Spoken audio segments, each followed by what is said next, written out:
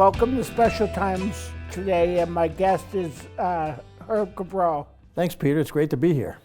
Thanks. You're welcome. I first met Herb when I joined the East Coast Jumbos hockey team 12 years ago. The East Coast Jumbos are a hockey team for special needs adults and children by two Waltham firefighters, Ray LeBlanc and Jim Perry. Herb is the assistant coach for the Jumbos and worked with me many Sunday mornings at River School, Brink in Weston. Herb's sons, Joey and Dante, skated with me on the Jumbos. Herb is also an advocate for people with special needs and helps them get jobs. Herb is working with one of my former agencies, Horace Mann Educational Associates, which is commonly referred by its initials, HMEA. I would see Herb at the State House when we would attend the legislative breakfasts sponsored by the ARC of Massachusetts, advocating for the special needs community. Today, I will talk to Herb about the East Coast Jumbos and his work with HMEA on employment opportunities for people with special needs. Good morning, Herb. How are you, Peter? I'm good. How are Joey and Dante doing, and what is happening with the East Coast Jumbos? Joe and Dante are both doing great. Dante, it looks like he's going to be switching over to become more of a volunteer with the team, so he'll maybe help out the goalies and help with the practices. Joe's still skating with the Jumbos. We're pretty excited. This weekend is a tournament up in Ottawa, so Joe's all fired up about going up to Ottawa. We're going to drive up there. The East Coast Jumbos are, I think, probably the best adaptive sports program on the face of the earth, and we've had a great run. I think we've been probably 15 years working with the Jumbos now, and it's always fun to meet new guys that come on the team and work with the colleges and the high schools that we play with, and it's a great time. And I would like the team to know that my thoughts are and my care is still with the team, and that I still love them to this day, and I wish I was still playing, but I'm happy what I'm doing now, which is the TV shows, and yeah. That's great. That's great. Well, we miss you too. And I want Ray and Jim to know that I miss them dearly, and I hope one day to see them again. I'm sure they feel the same. It'll be great for you to come back and say hello. Yeah. How did you first get involved with the Jumbos, and how long have you been a part of the program?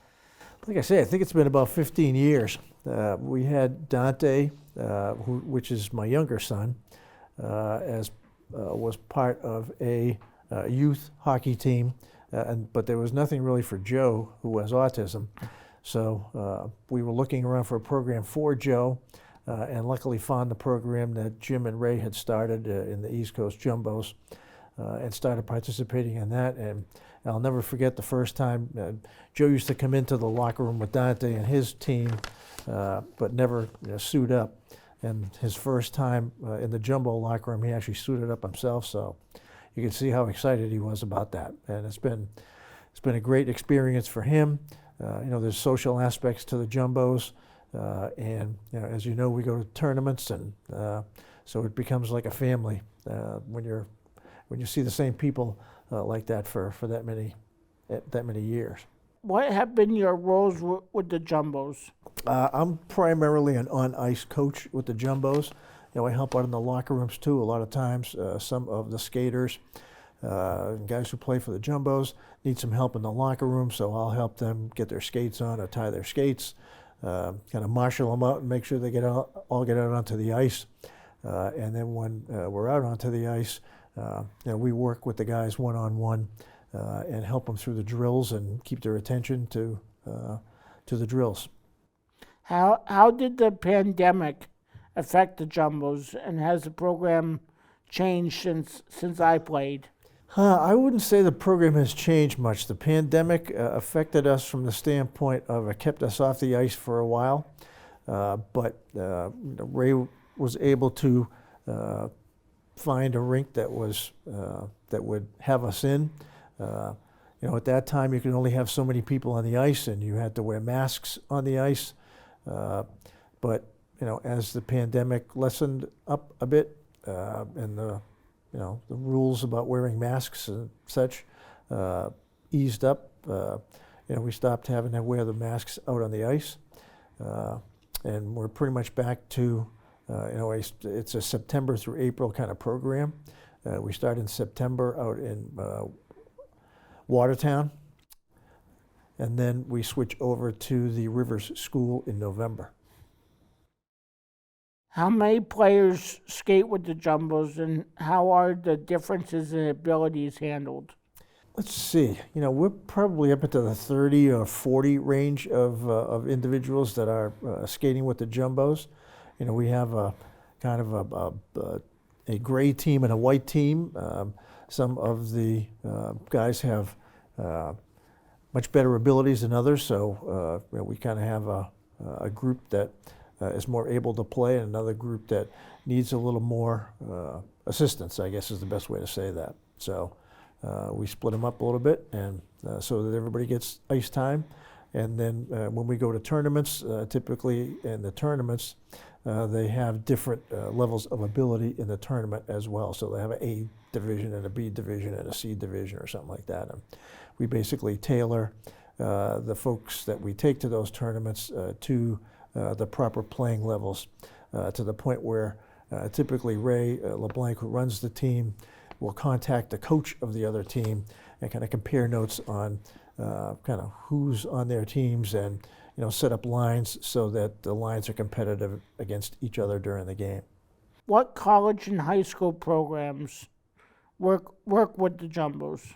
The Waltham High Hawks are kind of the primary helpers with the and John. Boy, I'm blanking on John's last name. He's going to kill me.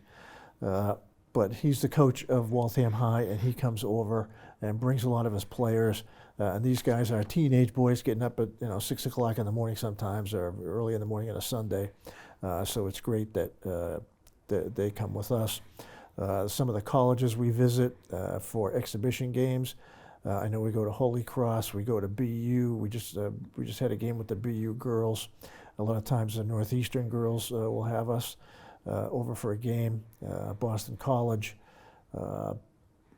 Holy Cross, if I haven't said Holy Cross, Bentley is another team. So those are some of the colleges that we play against during the course of the year. And as a exhibition against a college, the college team will put half of their folks in a home jersey and half of their team in a white jersey, and we do the same. And then the home jerseys and away jerseys play against each other in a little exhibition game, and it's always fun. What organization oversees special needs hockey, and how are competitions organized? That's probably a better question for Ray than me, but I know that there's USA Hockey that is kind of the overarching governing body of these, to get sanctioned by these leagues in order to play in tournaments. American Special Hockey Association is another group that helps organize tournaments and provide direction for teams like that. How many teams like the Jumbos are there? I don't know the exact number, Peter, but I know that when we go to these tournaments, there's always plenty of other teams to play against at the tournaments. So, regionally in the Boston area, I think there probably are. There's two main: the Boston Bear Cubs. Bear Cubs. I think is one of the other teams that is kind of on the same level as the Jumbos. I'm sure there are probably other smaller groups out there, but it's certainly something that's worthwhile doing for any community to get folks with neurodiverse diagnosis out on the ice, which is great because hockey's for everybody. What kind of support are the Jumbos currently seeking? Volunteers, donations, players, coaches, sponsors? Yeah, I think the East Coast Jumbos would be looking for all of those things. Volunteers are really important out on the ice, especially for the individuals who need a little bit more service than others. They work with them one-on-one out on the ice to get them through drills, which is fabulous. And we can always use sponsors. It's great to, if somebody wants to sponsor, it's eastcoastjumbos.com. That'd be great. I'd love to volunteer sometime or help out in some way with the team so I could stay in touch with the players. And Yeah, it'd be great. one of the players I was close to was Jesse. Yeah, I haven't seen Jesse for a year or two, but I'm sure he'd like hearing from you. Yeah, I haven't heard from employment consultant for HMEA. Now we will discuss Herb's work finding jobs for people with special needs. How long have you worked advocating for employment opportunities for special needs adults that have worked with HMEA the entire time? That's a great question. I started going to a lot of State House events as helping advocate for my son Joe. And when he started to approach his 22-year-old birthday, which is the end of your educational benefit, I started looking at all kinds of different agencies for him to go to. And as part of that search for agencies, I met a guy named Mike Maloney, who was at the time the CEO of HMEA. And I got to know him just from doing research and kind of what's available for Joe. And he used to see me at the State House events. And one day he approached me at the State House and said, "Gee, I'm putting together a program with, at the time, the company was called EMC, which is a big computer storage manufacturer down in Hopkinton." And they had HMEA had a great relationship with EMC. And so they were trying to get a program in to hire individuals on the autism spectrum at EMC. It had gotten most of the way up through their executive committees in HR, human resources. And so Mike asked me if I would help them do the recruiting. I'm a 40-plus year IT retired exec. So I have a lot of IT experience, and I also have a son on the spectrum.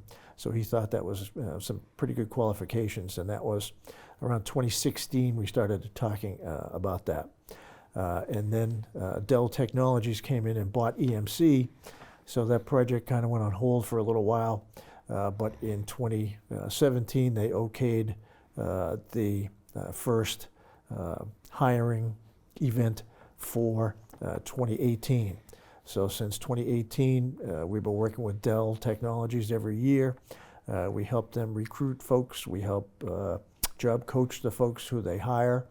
HMEA has also started working with a company called Empower. And Empower hired 3 folks in the springtime. So that's the most recent. So since 2018, we've been working actively in getting folks placed. Dell has probably placed 60 or more folks since 2018 and has become more of a part of their typical HR process. I just wanted to say I've been applying for jobs out in the community for myself, and like I applied to Cracker Barrel, I applied to Costco in Dedham and different places in Dedham, and because my day program called ETC from Medfield in Somerville, they're supposed to find me a job coach 5 days a week from 9 to 2 and to take me out into the community to help me find work, but they can't find me one. So I go on Indeed and try to apply for jobs, and I've been getting more no's over the phone and by email. So Unfortunately, that's more the case than not the case. When I talk to folks that we recruit for these opportunities, that's a very similar story that I hear from many individuals, neurodivergent individuals who are out there seeking work. It's one thing to give somebody a job, but typically part of the reason it works in Dell, for example, is once the individual comes through the door, they have a mentor in the work group, they have a mentor from outside the work group, they have a job coach, so they're kind of set up for success, and there's talk of accommodations and those kind of things. And so they're really trying to set up a more inclusive environment. so I'm basically stuck in my group home 5 days a week, and I can't find work or anything. So Yeah, it's when I get no's by email or by phone, it's a little frustrating, but oh well. yeah. I mean, I think it's all about education of the companies that are out there doing the hiring, and for them to understand the importance of an inclusive work environment, and how they need to change their organization in order to encompass that. And it's they're looking. Most of the jobs that have called me are looking for nights and weekends, and not my hours, which are 9 to 2, 5 days a week. So Yep, I understand. And the industry as a whole that supports neurodivergent individuals is going through a real crisis, if you will. It's less a I should say it's more of a social crisis even than it is just a workforce crisis, because it affects entire section of society for neurodivergent individuals who qualify for benefits and who should be supplied benefits, but the agencies involved just can't find enough help, and that's part of the problem. Is and you're a perfect example of that. Here you are, available to go out 5 days a week, but they just can't find anybody to take you out there. And that's, agency by agency across the state has the same issue. So all we can do is try to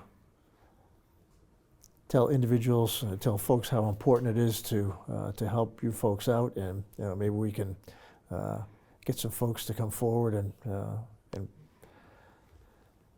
work with these agencies to help you folks. and I appreciate my buddy Herb, who I've been friends with for many years, Many years. and I've always appreciated his friendship to me, and it means the world to me. And